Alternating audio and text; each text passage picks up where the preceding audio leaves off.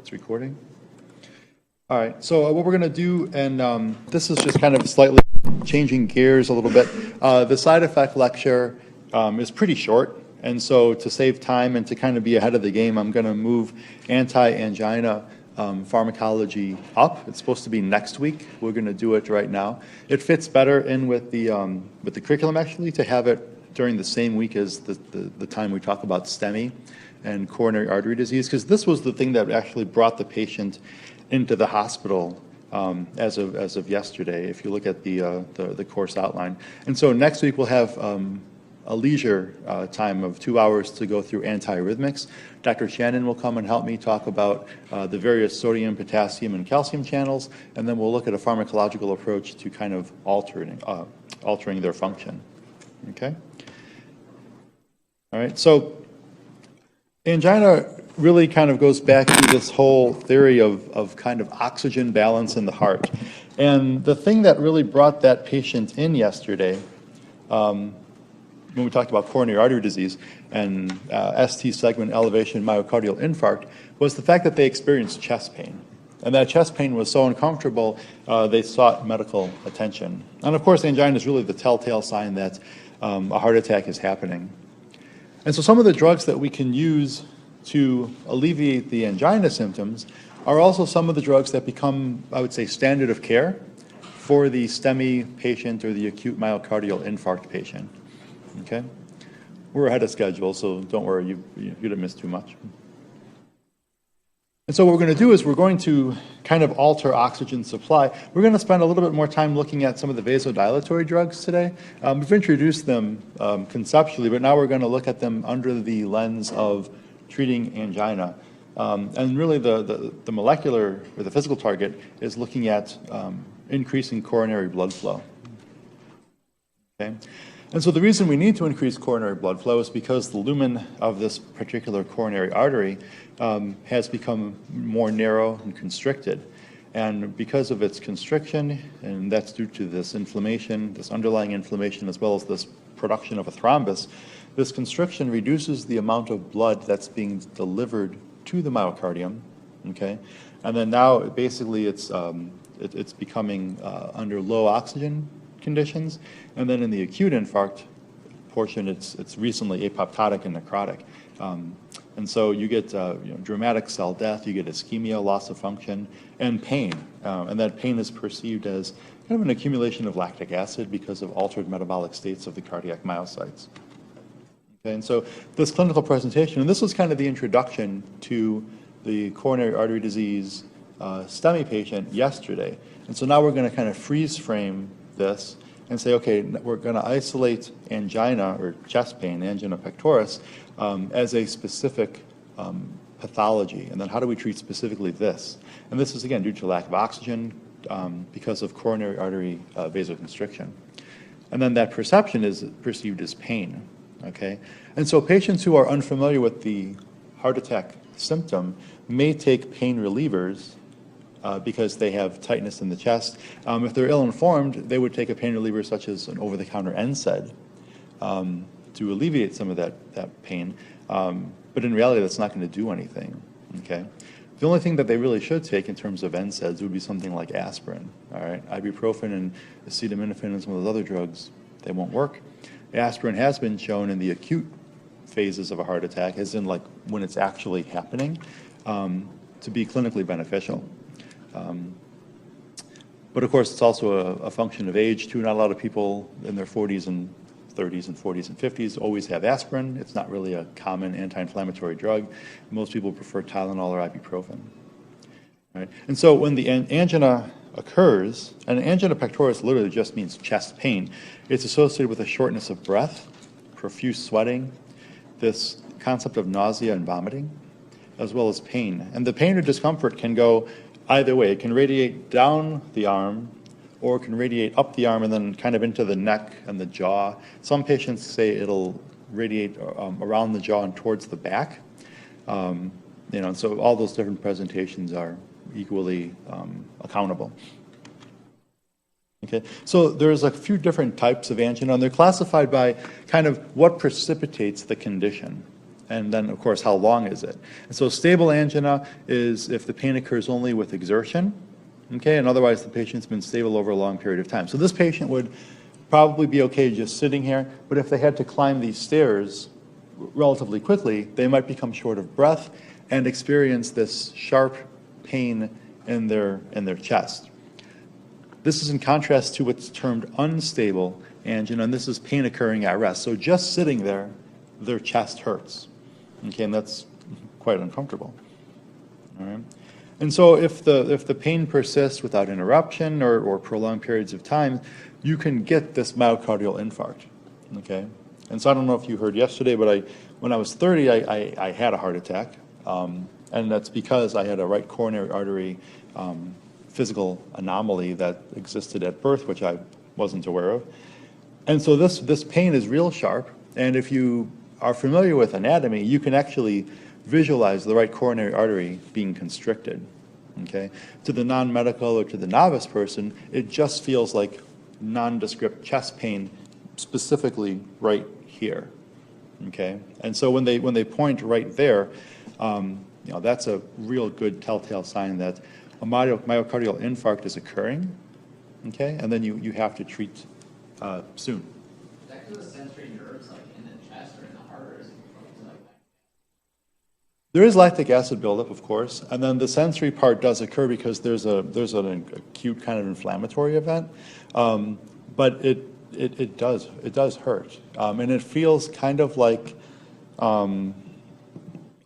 somebody who's really heavy sitting on your chest, or like something that's heavy being pushed on your chest. For those of you who work out and do bench presses, that muscle is very close to where that artery is, and you can kind of feel, but when you're doing chest presses, it would be both muscles, of course. This would be pretty much left side, sternal, and then over. What's interesting is that it also kind of feels like GERD. And so for those of you who have experienced GERD, there's a similar kind of feeling in terms of the anatomy, because it's so close to the esophagus. Again, with GERD, though, you would also experience some pain on the right side as well. And so I've had GERD and angina, and they're very close. We have time. Funny story is a couple of years ago at work, the air conditioner broke, and so they had carted in a big lemonade and a water into the teacher break room. And of course, everybody had drank the water, and I was dying of thirst. My office was literally 95 degrees. And so I had a huge cup of lemonade. And then later that afternoon, I was stuck in traffic, and I have like 0 patience and kind of an anger management problem. And so as I was screaming at traffic, I started to get chest pain again. And so this was 3 years after the heart attack. And so I got scared. I said, oh God, it's coming back. And so I gave myself some nitroglycerin, which we'll talk about in a few minutes, and it alleviated the symptoms immediately. And so I thought, oh God, well maybe this is it. Maybe this is another coronary event. And I went in and got checked, and the EKG was normal. And it actually was GERD. I had literally this, like a 20-ounce or 30-ounce lemonade, and my stomach was just shot. So, GERD. And what was sad was that for a few years before the actual myocardial infarct, I always thought I had GERD, and because I always had this persistent kind of chest pain that would come about randomly. And so I was self-medicating with Nexium and omeprazole and some of those other over-the-counter anti-GERD medications. And then after the heart attack, I realized I've never had GERD, ever, except that one day when I had 80 ounces of lemonade. It was crazy. So, but in terms of the presentation, it's very similar. So if a patient comes in and they says they have chest pain, take them seriously and then hook them up to the EKG. The EKG will tell you if it's normal. If it's normal, then, well, hell, it might be GERD. If it's abnormal, well, now we're dealing with a coronary event, all right? And so the different presentations are depicted here, and you can read these, and I'm sure when you guys go through the pathophys component, you'll discuss these in more detail. What I want to do is I want to talk about the treatment approaches that these different angina types have. And so the other thing that you should know, depending on which book you read and kind of the age of the attending. Some people will say typical or stable angina, it's the same thing. Variant or Prince metal angina is the same thing. And then unstable or crescendo angina, same thing. So depending on who you read and who you talk to, there's some regional differences, and so they're both there for you to distinguish. Okay, and so the first group of drugs that we'll use for the treatment of angina is going to be vasodilators. Okay, and so these were historically, these are pretty cool. These are the ones that were first used in explosion experiments of Alfred Nobel, and that was kind of like the precursor molecule to dynamite. And so I used to work in pharmacy. We used to tell the new technicians, don't drop the nitroglycerin, it'll explode. And the one guy was, I mean, he was really new. It was like his second day. He dropped a package of nitroglycerin, and my boss and I ducked under the counter, and he didn't know what to do. And that, of course, that is a joke. Nitroglycerin is, in this particular format, is stable. You can drop it, you can throw it across the room, it will not explode. But it was pretty funny watching the look on his face. But mechanistically, what we're going to do is we're going to vasodilate, and we're going to immediately relieve the symptoms of angina by relaxing the smooth muscle.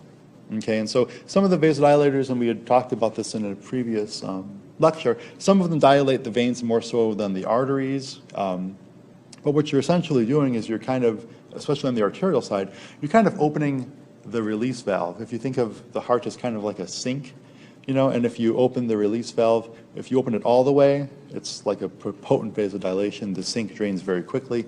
If you open it half of the way, the sink drains a lot more slower. Okay, but that venodilation or that vasodilation is going to kind of reduce the venous return on the heart, and that's going to decrease cardiac output. What the end result is now the heart doesn't have to work as hard. Okay, because remember, that heart is trying to maintain a specified level of cardiac output that has been deemed appropriate by the body, by perfusion. Okay, and in this case, the heart is really working hard. Okay, and so we don't want it to work any harder. In fact, we would like to make it a little bit easier on the heart. And by making it easier on the heart, by reducing cardiac output, we're actually reducing oxygen demand.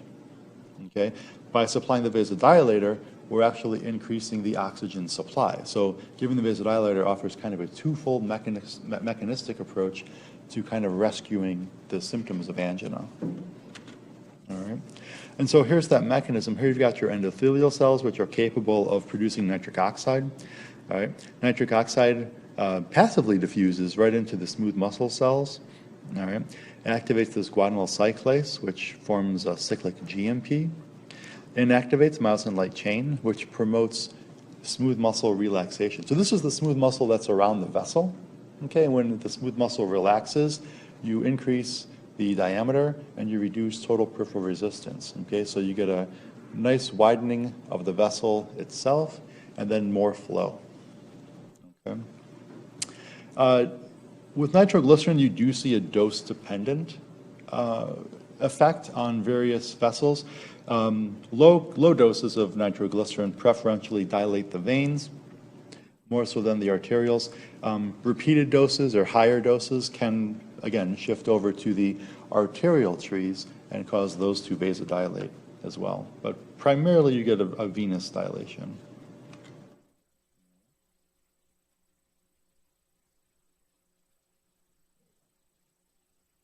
And so one of the ways in which these vasodilators work, as I said, they're going to reduce the amount of stroke volume or the amount of external work that the heart must endure.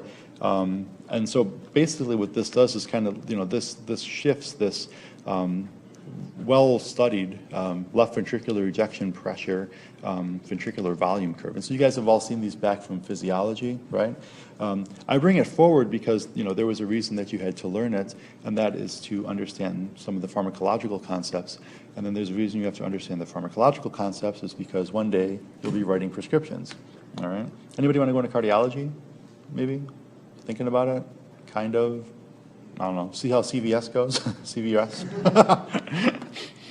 And so what these vasodilators do, and here's that kind of twofold mechanism that I had talked about, is that they're going to left shift this segment 2, okay, and they're going to downshift segment 3. And so that causes a reduction in the end diastolic volume, all right, and it also reduces the pressure in the left ventricle.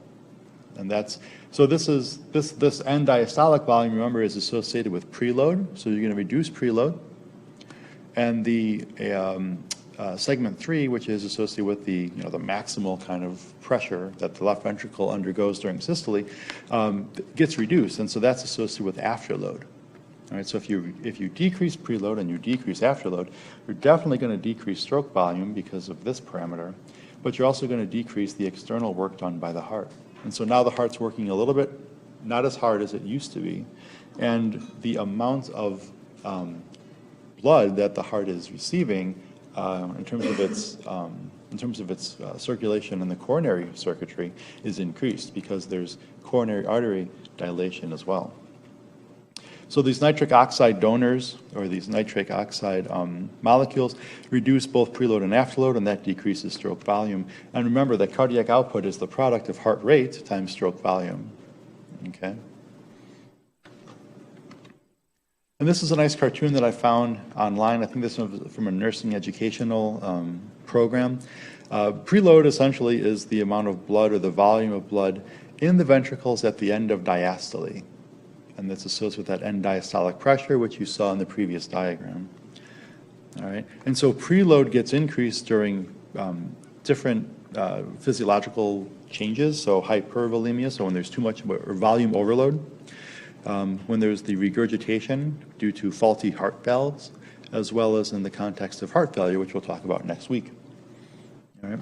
Afterload is the resistance the left ventricle must overcome, and you can see that depicted here. So, in order for this left ventricle to eject a unit volume of blood, it has to push hard enough to go through this vice-like structure here. All right, and so this particular vice-type structure exists in the context of hypertension or potent vasoconstriction. All right. And so then you see an increase in afterload and an increase in cardiac workload. So obviously it takes more energy, more work by the heart to push blood into this compartment if this particular valve is tight, if the afterload resistance is really high. And so what's nice about the vasodilators is that they reduce both of these. So it's easier to put blood in, and it's also easier to get blood out. And if those two processes are easy for the heart to do, it's going to dramatically reduce the amount of work that the heart has to expend to basically maintain normal physiology. And that's how these drugs work. All right. And so there's short-acting drugs, and then there's long-acting drugs. And so the short-acting drugs, the prototype is nitroglycerin, but there's a few others. There's amyl nitrate and then isosorbide dinitrate. The only really difference between these drugs is how they're given. And so nitroglycerin and amyl nitrates are given sublingually. And so this is a tablet, okay, that's placed under the tongue, and it dissolves within a minute or two, and has essentially immediate absorption. And so this is probably the only instance where you can see something that's in tablet form being absorbed in record time. And then if you look at the concentration over time curve, it looks like IV administration. Okay, and that's due to the fact that one, in terms of water, this thing will fall apart immediately when it hits the saliva in your mouth. And then two, there's a rich supply of blood vessels under your tongue and in that compartment of your throat, where any drug or compound that's put in that compartment gets really fast absorption. Okay, and it gets systemic absorption, so it goes right into the bloodstream. There is no going into the GI tract and circulating through, because remember, you're not swallowing this drug. It's not going down the esophagus. It's getting absorbed in that blood that exists under that anatomic compartment.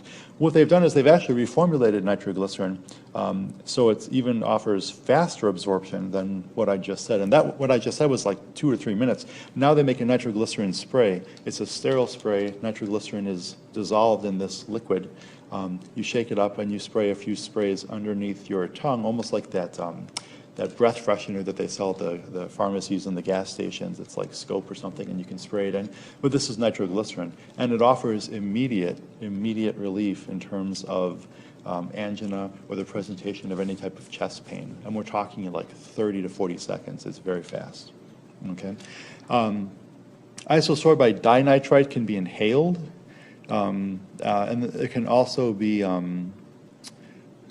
given orally, but when it's given orally, there's a small problem that it has extremely high first pass extraction, and so whatever dose you give of this drug orally, if you swallow it, a huge percentage of that dose goes right to the liver, which means it gets biotransformed into something else, and then it doesn't really have systemic vascular effects until much later. So the short-acting ones, it's for good reason. We don't take them orally. They're sublingual or they're inhaled. The long-acting ones have a kind of unique pharmacokinetic properties. Nitroglycerin can also be, it can be given orally, but as I said before, you have to give much, much higher doses than you would normally give, because a huge percentage of that is going to go to the liver, and then a small percentage is eventually going to get to the heart. That takes some time. There is an ointment and a patch that you can use for kind of persistent angina that's predictable, that needs to be addressed over the long term. And then there's isosorbide dye and isosorbide mononitrates, which can be given either sublingually or PO. Okay? Question?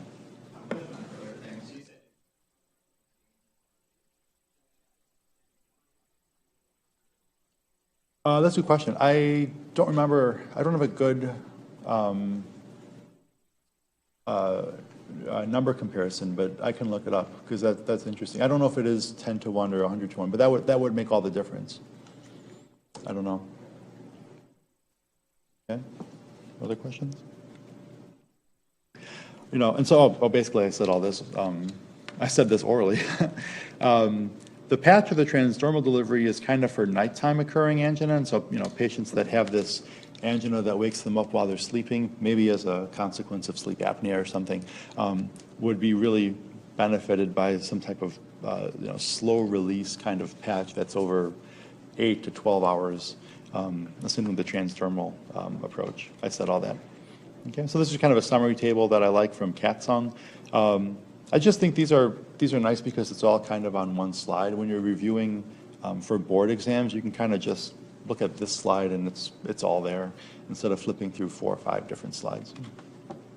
All right, and so the nitrates offer immediate relief quite rapidly, and then they also are going to dilate the coronary artery, and that's going to reduce oxygen demand. Basically, any of these nitrates could be used to target stable or unstable or variant angina. So essentially all 3 forms of the different anginas that exist clinically. Right. The other group of drugs are the calcium channel blockers. Okay. And so now we're going to inhibit calcium entry by inhibiting the pump that's responsible for kind of moving calcium into these cells.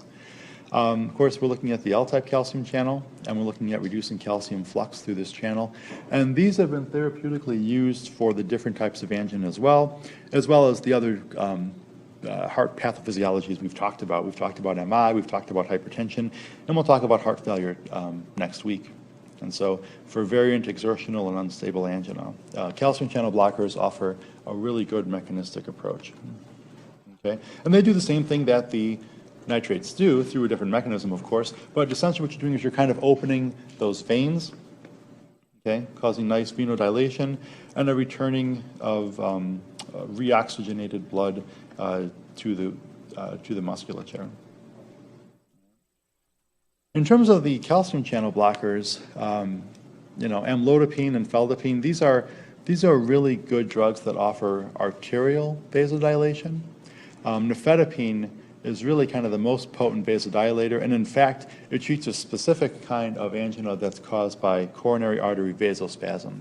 And so this is exactly what this sounds like. The coronary artery, periodically will constrict and dilate, and so, nifedipine will be a really good drug to treat that particular condition.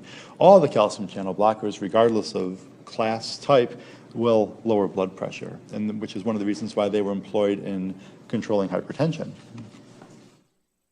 Beta blockers, we had talked about the use of these drugs, and by now we've seen beta blockers, ACE inhibitors, calcium channel blockers coming up in all of these different disease states, and it's for good reason because they have these major mechanistic effects. And so beta blockers are going to reduce the severity and the frequency of these angina attacks, both in exertional and unstable angina, and of course we're going to use them post-MI. All right. And it's been shown that when you supply a beta blocker to a patient who has had an MI, survivability is dramatically increased. And the reason is centered kind of on this reduction in myocardial oxygen consumption. All right. One key thing to note about the beta-1 receptor in terms of the pathophysiology of angina is that there's really, in terms of blocking it, only the beta-1 selective antagonists will work for the context of angina. So this scenario refers to the treatment of angina with the beta blocker. Some doctors will combine a beta blocker with a nitrate for the exercise intolerance that patients on beta blocker therapy will kind of complain about. And there's just some other kind of housekeeping notes. You never ever use a beta blocker with intrinsic sympathomimetic activity. So these are the ones that are partial agonists. Those partial agonist beta blockers will actually make angina worse, okay, because they don't offer beta-1 complete constriction, inhibition. They offer some stimulatory effect. And so, the beta-1 partial agonist, you don't see them on any of these lectures that we've been talking about thus far. The other thing is that in terms of patients who are on a beta blocker, either for the management of acute MI or for another indication, if they discontinue the drug abruptly, actually precipitates angina. All right, and so one of the things that you can ask patients who are coming in complaining of chest pain is, did you take a beta blocker, and if you did you discontinue it? And so you never, if you want to discontinue a beta blocker for maybe an allergy reason or an intolerance type issue, you have to slowly taper off their dose over the course of maybe a week or two. And the reason is twofold. One, there's going to be a rebound phenomena in terms of removing that beta blocker from their therapy. And so that rebound phenomenon is going to look like an increased incidence of myocardial infarct, an increased risk of myocardial infarct, an increased incidence of angina. Okay? And the reason is because when you perpetually inhibit a receptor, and this is any receptor in pharmacology, when you perpetually inhibit it for a long time, all right, the tissue's compensatory response is to make more of the receptor. Okay? And so if you remove the beta blocker abruptly, now you're kind of in a worse scenario than you were before, because now you have even more beta-1 receptors than a normal patient. Okay? And so when a bolus of norepinephrine, or even worse, epinephrine comes out because of their exercise or because of their stress, their heart rate will go through the roof. Okay? And that's kind of that rebound effect. And so that's one of the other reasons in terms of beta blockers. You can get acute exacerbations of angina in a patient who discontinued their beta blocker abruptly. You see this a lot of times when the insurance changes and the patient says, the hell with it, I'll just deal with it next week. And then it's a Friday. By Saturday morning, they go to cut the grass and they're in the emergency room with, tachycardia. Right. You also see this in older patients on vacation. They may forget their medication, and so they may come into the emergency room with, extremely high tachycardia, and it's because they missed their dose of metoprolol. All right. So a couple of minor, side things about beta blockers that we need to discuss. So we talked about them. All right. And so this is kind of a nice baseline for looking at treating angina. The problem is that we haven't covered some of the comorbid or concomitant diseases on the left, but this is how you kind of address them. So if there's no underlying disease, it's fine. You can use long-acting nitrates, you can use beta blockers, you can use calcium channel blockers, and this could be or and across the board, okay, depending on the severity and the patient history and so forth. Typically, if they've had angina, they've typically already had another cardiac event, whether it's an arrhythmia, whether it's an MI, whether it's maybe some EKG abnormalities that are indicative of maybe some coronary artery vasospasm. They may already be on one of these for different reasons. They might have underlying hypertension. So it's either, or and across the board. If it's a recent myocardial infarct, it's been shown that long-acting nitrates and beta blockers are more beneficial. We kind of reserve the calcium channel blockers for reasons that we'll discuss next week when we talk about the antiarrhythmics. You don't want to be in too much of a hurry to throw a calcium channel blocker on a recent myocardial infarct patient. Okay, and so you can actually kind of set the patient up for an arrhythmia. Okay, and remember when we had talked about the calcium channel blockers yesterday, we said they're an alternative to beta blocker therapy for patients who are intolerant of beta blockers, okay? That intolerance doesn't really happen overnight. Usually it's kind of a long-term type of thing where, they're stable, and then, after 6 months or 8 months, then you can think about changing them to a calcium channel blocker. But say if the patient has an MI on Tuesday, you wouldn't start thinking about calcium channel blockers on Friday. Your go-to therapy, and actually this is a good time to review, what is your go-to therapies for the recent MI patient that we talked about yesterday? What was yesterday's patient on? Did you guys all have a chance to review the notes, right, or the lecture? First line therapy is ACE inhibitor, right, combined with a beta blocker, combined with a low-dose aspirin, combined with a statin, and probably with one of the P2Y ADP receptor antagonists like clopidogrel or prasugrel, which is Effient. Okay, so that patient's definitely on those. You may want to also consider giving them a nitrate, okay, either a short-acting or a long-acting nitrate, depending on if they've complained of angina post-PCI or post-coronary stent placement. All right, in my heart attack, I hadn't had angina after they removed that bolus or that thrombus. I was fine. I felt like $1 million. I was ready to get out of the hospital like 3 hours later. They didn't let me, but I wanted to. Some patients post-MI, depending on the severity of the infarct, will complain of angina, days, weeks, months afterwards, and it most likely translates to that they have either a really active coronary artery vasoconstriction that still occurs, or there's dramatic ischemia and oxygen demand and supply still have not been equilibrated even with the drugs. So most MI patients do get some type of vasodilator, some type of nitroglycerin that they take as needed.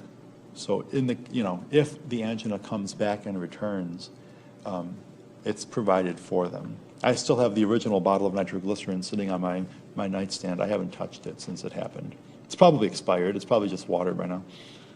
Okay. The other thing too is that if the patient has asthma or COPD, notice the beta blocker is kind of removed. And we teach it in the context that, beta 1 on the heart, beta 2 bronchial smooth muscle. Okay. And as some of you have already pointed out in terms of looking at the L-type calcium channel and so forth, yeah, there's beta 2 receptors on the heart. Yeah, there's beta 1 receptors in the smooth muscle. They're much fewer in number. They don't contribute to the overall tone of the organ. But some of these beta blockers are kind of promiscuous, and so even though they are, beta 1, they can also bind to beta 2 at high doses. And so that's where you kind of see, they may not be favored in asthmatic patients in COPD. Doesn't mean they're not used. It just means they're kind of not favored, and so you'll see them in certain textbooks being removed. Okay. The ones that are definitely contraindicated would be something like propranolol, which is a well-documented beta 1, beta 2 antagonist. You definitely would not want to provide propranolol to the asthma COPD patient. If their asthma or their COPD is well controlled, you can probably get away with giving them metoprolol. You'd monitor them initially for the first couple of days, but they would probably be okay. Some physicians would say, well, hell, I won't even deal with the beta 1 receptor. I'll just use the calcium channel blocker. And that's fine too. For the hypertensive patient, the long-acting nitrates, as it's shown here, are kind of less effective. You can see case reports and you can see numerous clinical examples where this would be beneficial. But again, your kind of go-to drug would be the beta blocker or the calcium channel blocker for managing hypertension. Okay. Diabetes, again, there's some indications that, we don't use some of the beta blockers for the diabetic patients. Does that mean you'll never see a diabetic patient on a beta blocker? What does that mean? No, you probably will. And the same can be said with renal disease. And we'll learn about these as we go further. We'll talk about the clinical judgments in terms of when you can and cannot use all these drugs. What is that?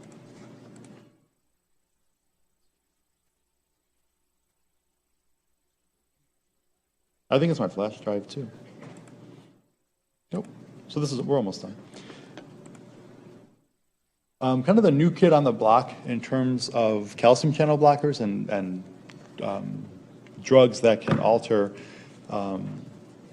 current is this new kind of drug, ranolazine.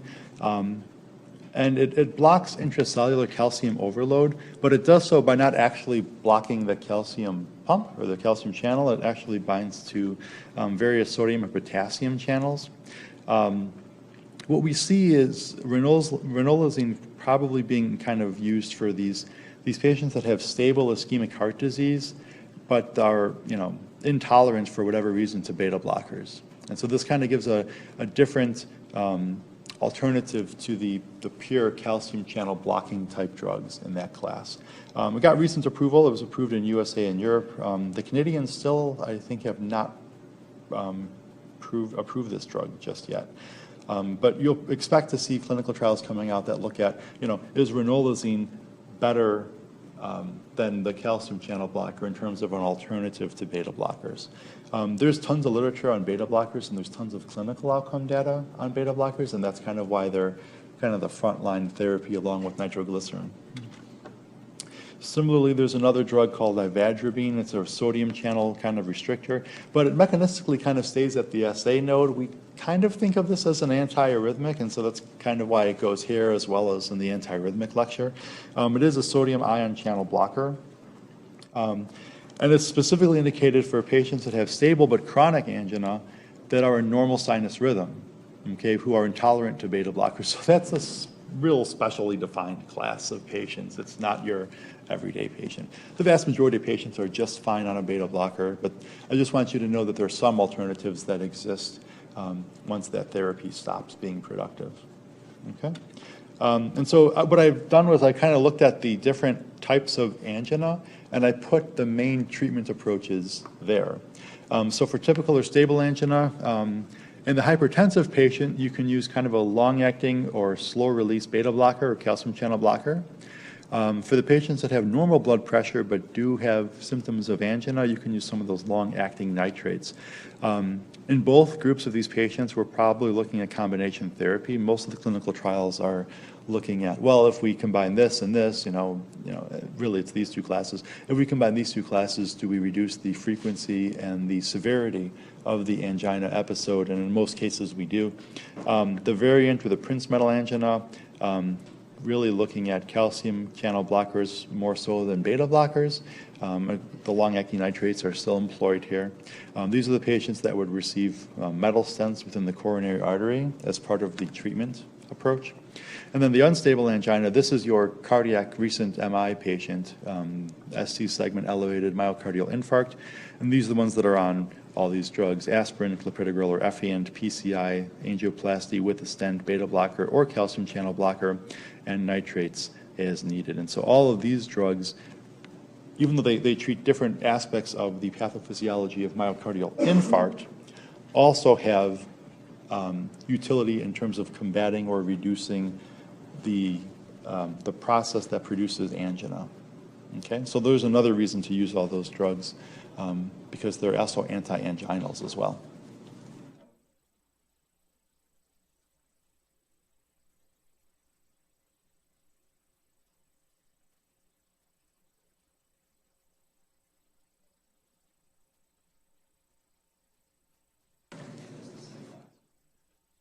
Good question. Yeah, ibuprofen has the same exact mechanism of action as aspirin in terms of its COX inhibition, okay? But aspirin is more specific for the COX that's associated with the platelet enzyme, with the platelets. And so what happens is that you see a preferential platelet inhibition that's stemming from aspirin therapy that you don't get with the ibuprofen. So in terms of aspirin, our therapeutic target is actually not the COX enzyme itself systemically. It's specifically the COX enzyme on the platelets, okay? Yeah, but the way the dosing works and so forth, aspirin sticks around in the systemic circulation a lot longer than ibuprofen does.